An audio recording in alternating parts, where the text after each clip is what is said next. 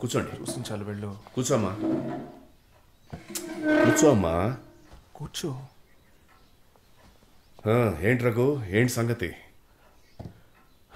Sorry నాన్న, ఈ ఒక్క విషయం మాత్రం నేను మీకు చెప్పలేదు. తన పేరు లేఖ. తను నేను పెళ్లి చేసుకోవాలి ఎప్పటికైనా. అంతవరకు తను మన ఇంట్లోనే ఉంటే బాగుంటుంది. తనకి ఎవరూ లేరు. అమ్మా, మిగతా విషయాలు నువ్వు చెప్పు ప్లీజ్. నువ్వు చెప్పు. చెప్తూ ఎందుకు ఆపేశావు? దాంతో నేను మాట్లాడతాను, అది మా విషయం. అది చెప్పాను కదా. ఏంటి ఇప్పుడు ఏం చేయమంటావు? పెళ్లి చేసుకోవాలనుకుంటున్నావు అంతేగా? మీ ఇద్దరు కలిసి కాలేజీలో చదువుకున్నారా? లేక చెప్పు. లేదు. ఇదేమీ అంత ఈజీగా జరగలేదు. 2 గంటల పాటు డిస్కషన్ జరిగింది. కరెక్టే కదా?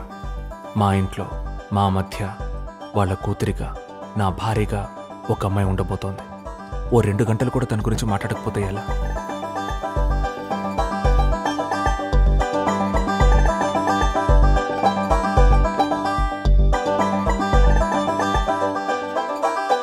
తను వాళ్ళకి బాగా నచ్చింది.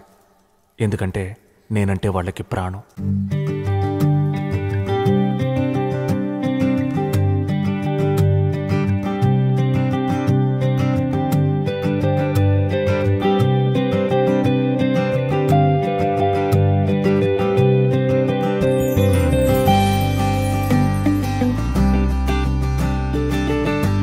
ఆ 30 రోజులు నా జీవితంలో ఎంతో అందమైనవి.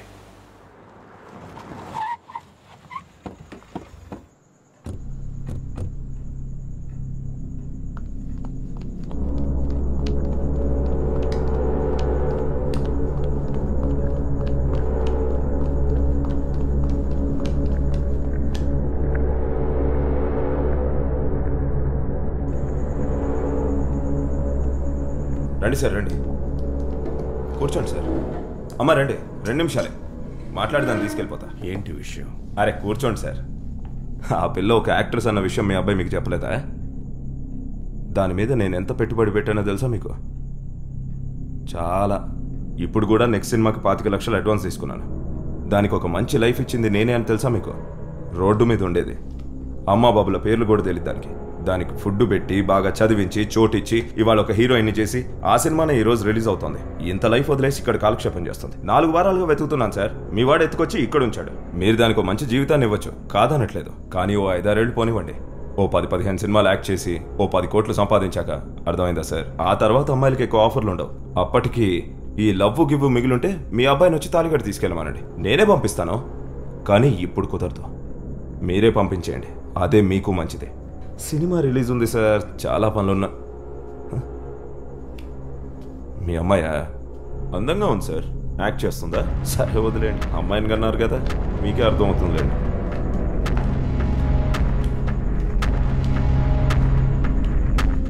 ఏంటి తమ్ముడు ఎత్తుకొచ్చేసావు? సరే ఓ మాట చెప్పుండొచ్చుగా. పోలీసులు అది ఇది అని పెద్ద ప్రాబ్లం అయింది. అదే అయ్యుండేది. చివరికి పోలీసులే లేక ఇక్కడ ఉందని ఇన్ఫర్మేషన్ ఇచ్చారు. సరే ఈ గొడవలన్నీ ఎందుకులే అని కేసు వాపస్ తీసుకొని నేనే వచ్చేసా. ఇది మా ఏరియా, మమ్మల్ని దాటి ఎవరు రా. వీళ్ళ వల్ల ఏ ప్రాబ్లం రాదు. ఆ అమ్మాయి పర్మిషన్ లేకుండా వీళ్ళు తనని ఇక్కడి నుంచి తీసుకుపోలేరు. తనని బలవంతంగానే యాక్ట్ చేస్తున్నారు. ఏంటి కొంప కొల్లేరైపోతుంది. ఈ ఇంటి పరువు బజారుకి ఏడుస్తాను. మా ఇంటి పిల్లని ఎత్తుకొచ్చేసావు. మీ ఇంటి ఆడపిల్లకి ఇలాగే జరిగితే వెళ్ళిరా అని ఆశీర్వదించి పంపిస్తారా?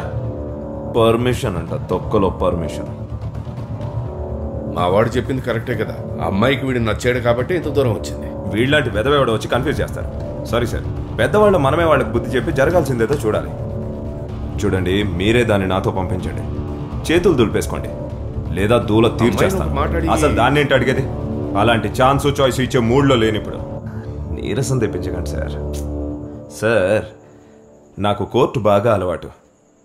కోర్టు మెట్లు ఎన్నోసార్లు ఎక్కి దిగాను. శత్రువులు కూడా ఎక్కువే.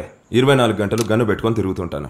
దీనమ్మ ఇదెందుకు చెప్పానో తెలియట్లేదు. మీరు దాన్ని పంపించండి సార్, చాలా పనులు ఉన్నాయి సార్. ఊరికే సొల్లు మాట్లాడుతారు. రే వెళ్ళండి రా, ఎక్కడుందో వెతకండి.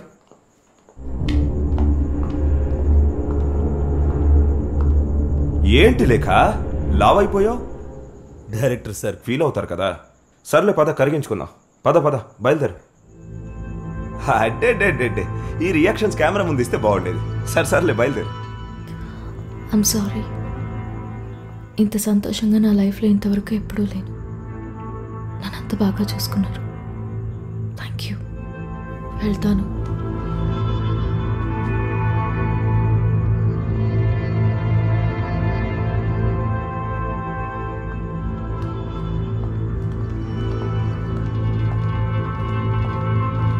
ఏంట్రా సార్? ఏం సార్, మళ్ళీ మనం తీసుకెళ్తాను.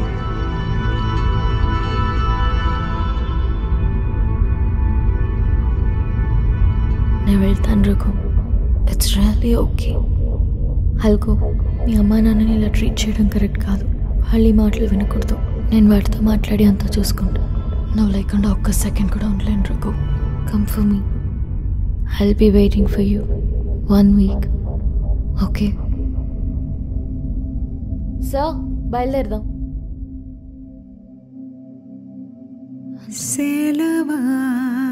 ఓ వారం రోజుల్లో రమ్మంది. నాకెందుకో కరెక్ట్గా అనిపించలేదు.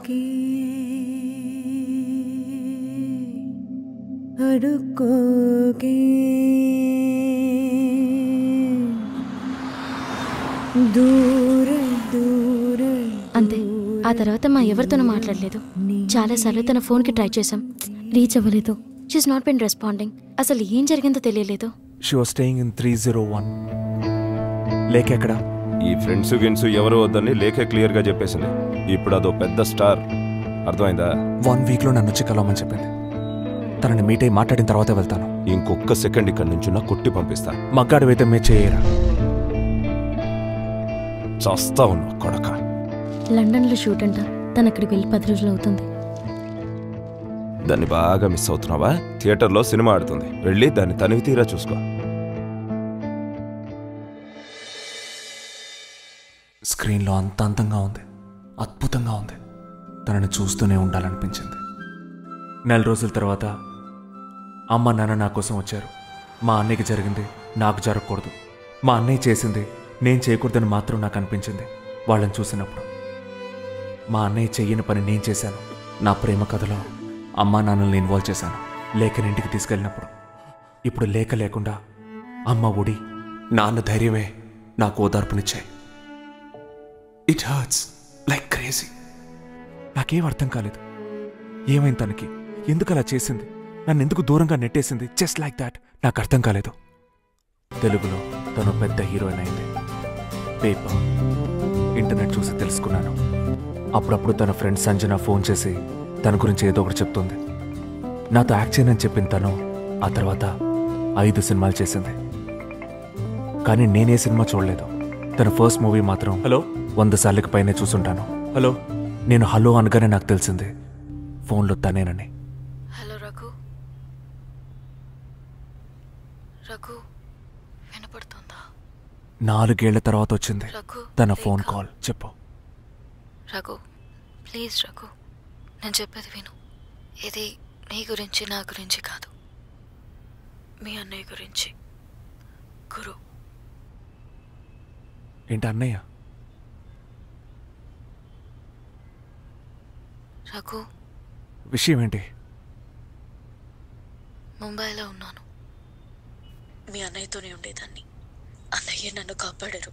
అవును, కాపాడారనే చెప్పాలి. నేను నీకంతా చెప్తాను. మీ అన్నయ్య ఇప్పుడు ప్రాబ్లంలో ఉన్నారు. ఏం జరుగుతుందో నాకు అర్థం కావట్లేదు.